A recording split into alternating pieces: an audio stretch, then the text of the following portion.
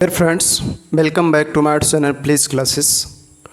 Dear friends, आपका अपने channel please classes में स्वागत है। आज के वीडियो लेक्चर में आप कक्षा 10 गणित प्रश्नावली 1.1। डियर फ्रेंड्स, ये न्यू पाठ्यक्रम है एनसीईआरटी बुक का। ये एनसीईआरटी बुक से आप पढ़ेंगे कि एनसीईआरटी बुक्स, ये देखिए आपके सामने एनसीईआरटी बुक है। यहाँ पर राष्ट्रीय शैक्षिक अनुसंधान और प्रशिक्षण परिषद है। तो ये एनसीईआरटी की बुक है। इस एनसीईआरटी की बुक से आप कक्षा 10 के मैथ्स जो हैं उस पूरे को बहुत ही बेहतरीन और बहुत ही अच्छे तरीके से पढ़ने वाले हैं, अध्ययन करने वाले हैं। तो यदि आप गणित कक्षा 10 की गणित की अच्छे से तैयारी करना चाहते हैं तो इस चैनल को सब्सक्राइब कीजिए, बेल आइकन प्रेस कीजिए और डेली अपलोड हुए वीडियो को देखिए। निश्चित है कि आप गणित में एक अच्छे स्कोर को प्राप्त करेंगे। तो डियर फ्रेंड्स, पहले कक्षा 10 की गणित में 4 प्रश्नावली थी, 1.1, 1.2 और 1.3 और 1.4। लेकिन 2 प्रश्नावली को निकाल दिया गया है। पहला जो प्रश्नावली आपका था वो था यूक्लिड विभाजन एल्गोरिथम के द्वारा आपको एचसीएफ निकालना था।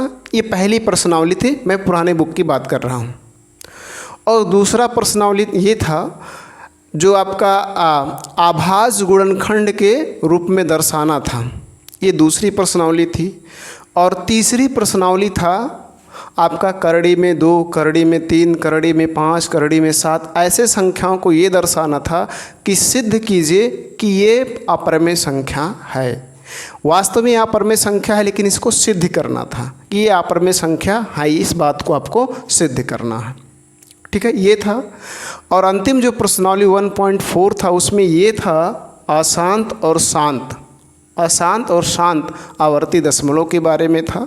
तो इस प्रश्नावली को अशांत और शांत आवर्ती दशमलव को हटा दिया गया है। और यूक्लिड विभाजन एल्गोरिथम का जो आपका चैप्टर था उसको भी हटा दिया गया है यूपी बोर्ड से, ठीक है। अन्य बोर्ड में है और ओनली केवल बिहार बोर्ड में बचा है और किसी बोर्ड में नहीं है, ठीक। तो यूपी बोर्ड में आपका जो पहला प्रश्नावली है 1.1, उसका पहला क्वेश्चंस आपके सामने है। और ये पहले क्वेश्चंस में क्या कहा गया है कि इसको आभास गुणनखंड के गुणनफलों के रूप में व्यक्त कीजिए। जैसे कि आप ऊपर स्क्रीनशॉट देख पा रहे होंगे, उसमें स्पष्ट रूप से लिखा है कि ये जो संख्याएं दी गई हैं, 5 संख्याएं हैं, पहली, दूसरी, तीसरी, चौथी, 5वीं, इसको आभास गुणनखंड के गुणनफलों के रूप में केवल दर्शा देना है, बस इतना ही काम है। और ये बहुत ही ईजी है। ऐसे क्वेश्चंस आपने पिछली कक्षाओं में जब एलसीएम और एचसीएफ पढ़ते हैं तो उस समय किया जाता है, यानी इनका आभास गुणनखंड निकालना है, आभास गुणनखंड करना है। तो सबसे पहले फर्स्ट क्वेश्चंस को देखेंगे, इस क्वेश्चन को, और यहाँ आप सबसे पहला काम करेंगे हल, और हल डालने के बाद इसका कर देंगे आभास गुणनखंड।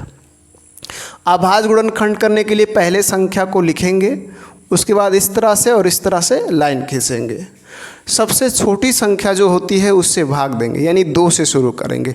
1 का भाग सभी में जाता है, इसलिए 1 को छोड़ देंगे, 2 से भाग करेंगे। जब 2 का भाग नहीं जाएगा तो 3 से भाग करेंगे, 3 का भाग नहीं जाएगा तो 4 से। इस प्रकार से हम आगे बढ़ते रहेंगे। तो सबसे पहले 2 का भाग करते हैं इसमें, तो 2 का भाग करेंगे तो ये 2 से विभाजित हो जाएगा। यहाँ पर आपका आ जाएगा 70।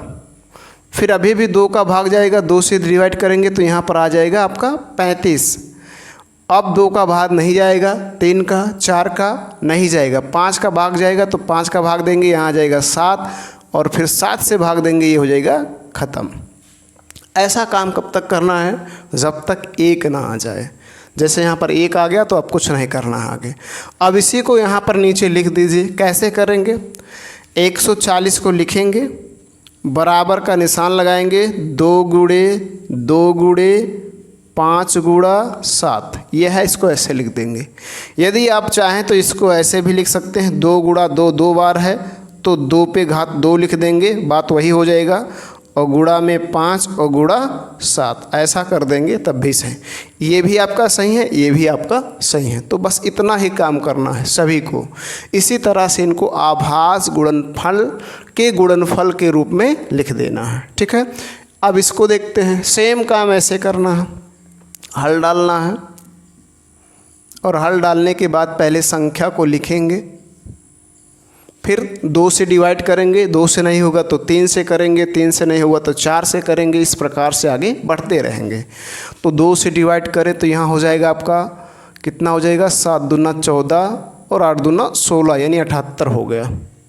फिर 2 से डिवाइड करेंगे क्योंकि 2 का भाग जाएगा, तो 3 दूना 6 और 9 दूना आपका हो जाएगा 18 है, 39 आ गया। अब 2 का डिवाइड नहीं जाएगा, 3 का जाएगा, तो 3 से डिवाइड करेंगे तो 3 और कम 3, 3 त्रिक 9।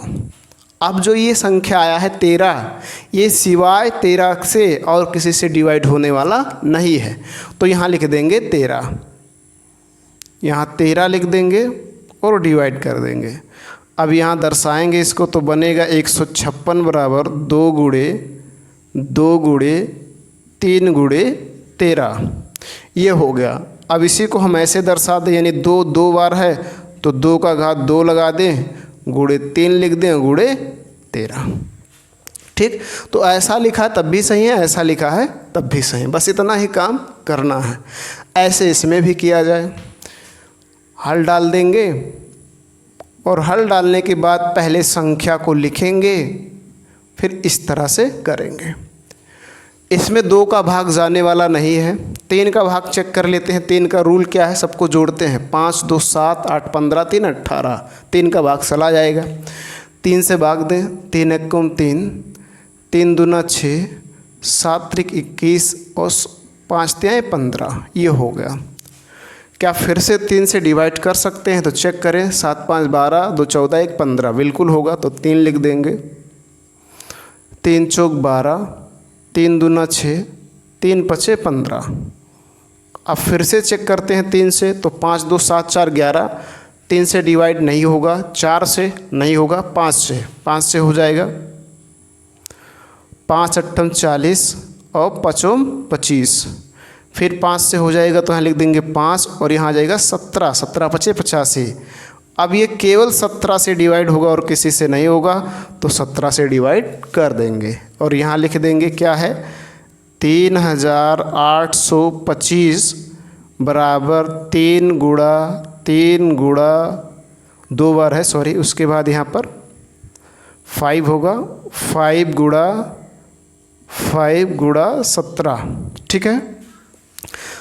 उसके बाद इसको हम ऐसे लिख सकते हैं, 3 का घात 2 का घात यहाँ पर 5, 3 का घात 2 गुणे 5 का घात 2 गुणे 17, ये हो गया। बस इतना ही करना है, बहुत आसान क्वेश्चन है, इसको आप आसानी से कर सकते हैं और आप ऐसा किए होंगे और कर भी सकते हैं, कोई दिक्कत नहीं है। अब इसको देख लेते हैं, हल डालेंगे और हल डालने के बाद लिख देंगे, ठीक है, हो गया। 2 से नहीं डिवाइड होगा, नहीं भाग जाएगा, 3 से 5 5 10 नहीं जाएगा, 4 से नहीं 5 से हो जाएगा, तो 5 से भाग दें तो यहाँ हो जाएगा 1 और यहाँ हो जाएगा 0 0, यहाँ भी 1। अब ये 5 से भी डिवाइड नहीं होगा, 6 से, 7 से, क्या 7 से ये डिवाइड होगा, चेक कर लेते हैं 7 से ये डिवाइड होने वाला है या नहीं। तो 7 से डिवाइड कीजिए तो यहाँ 7 अक्कुम 7, 3 बच जाएगा, 30 हो गया, 7 चौक 28, फिर 3 से हो जाएगा 7 से डिवाइड। तो 7 से डिवाइड कीजिए, 7 अक्कुम 7, 3 हुआ 30, 7 चौक 28, 2 बचा, 7 त्रिक 21। अब आगे देखिए 7 से डिवाइड होने वाला नहीं है, 8 9 10 इस तरह से जाएंगे तो 11 से डिवाइड होगा, 11 अक्कुम 11 और 11 तियाँ 33, फिर 13 से ये डिवाइड होगा। 5005 बराबर आपको मिलेगा 5 गुणा 7 गुणा 11 गुणा 13, ये हो गया आपका आंसर। इसी तरह से इसको करते हैं, यहाँ पर देखेंगे क्या होगा, हल डाल देंगे और हल डालने के बाद 7429, इसको डिवाइड करेंगे 2 से, नहीं होगा, 3 से चेक करें, 9 2 11 4 15 7 22, नहीं होगा। उसके बाद 4 से नहीं होगा, 5 से भी नहीं होगा, 6 से भी चेक कर लेंगे तो नहीं होगा, क्योंकि 2 से 3 से नहीं हो रहा, तो 6 से भी नहीं होगा, 7 से भी नहीं होगा, 8 से नहीं होगा, 9 से नहीं होगा, 10 से, इस प्रकार से आप चेक करते रहेंगे किससे होगा। ठीक है, तो जब इसको आप चेक करते जाएंगे तो आपको एक संख्या मिलेगी 17। ठीक, 17 से डिवाइड करेंगे तो 17 का पहाड़ 17 चौक के 68, तो यहाँ 4 आएगा। 68 को घटाएंगे 74 में से 6, ये हो जाएगा 62। 17 तिया 51 होगा, तो यहाँ 3 लिख देंगे। 62 में से 51 घटाएंगे तो आपका 11 आएगा, और 11 और 9 19 हो जाएगा, 119। 17 7 119, इतना आ गया। क्या ये 17 से डिवाइड होगा? नहीं होगा। अब किससे? 18 से, 19 से ये हो जाएगा, तो 19 से डिवाइड कर दें।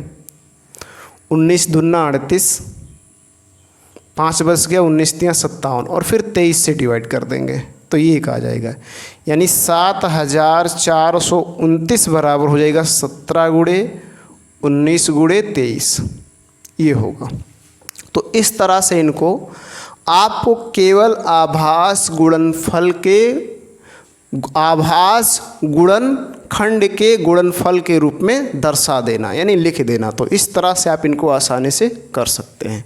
ये प्रश्नावली 1.1 का पहला क्वेश्चन है, जिसमें 5 क्वेश्चन हैं, और आप इनको आसानी से इस तरह से व्यक्त कर सकते हैं। डियर फ्रेंड्स, मैं उम्मीद करता हूँ कि क्वेश्चंस आपको समझ में आ गए होंगे, और बहुत ही ईजी क्वेश्चंस है। ऐसे क्वेश्चंस आप करते आए हैं और आगे भी करेंगे, तो आप कर ले जाएंगे। आज के वीडियो लेक्चर इतना ही।